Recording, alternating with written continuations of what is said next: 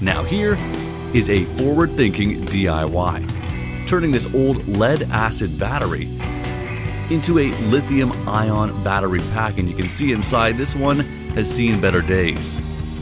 All of those plates, a little burnt out, a little too much exposure to the acid, now dried out and being cleaned out.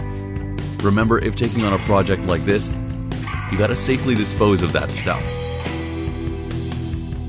Now, to clean out the inside of the pack, clean it up and make space for all of the new lithium-ion batteries that'll be connected into different sections.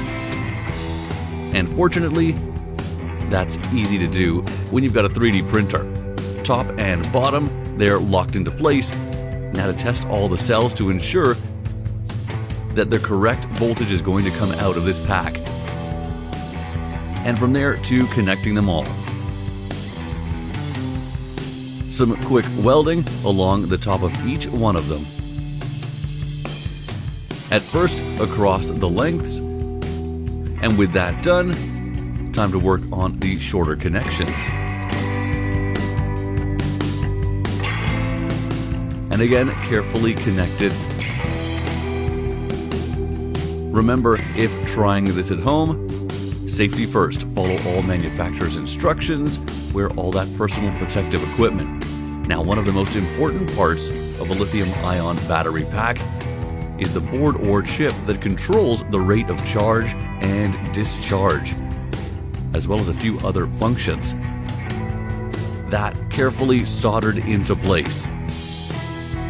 And through this board and out its other side will be the connections for the positive and negative terminal.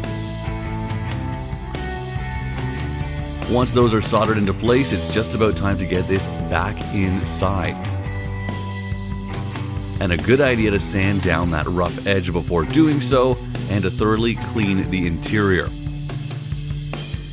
Looks like a nice, even and flush fit. In goes the battery pack, plenty of room for those positive and negative terminals, not to mention a little extra insulation.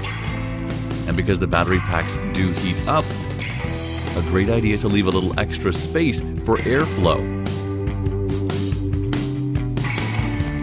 A few small dots of solder to connect the terminals on the outside with the positive and negative terminals on the inside.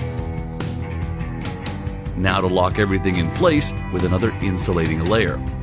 Laid down, it's time for some epoxy to be laid on top of that insulation to hold this lid in place.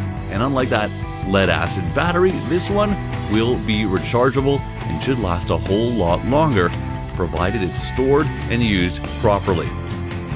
A quick check, and it's good for use.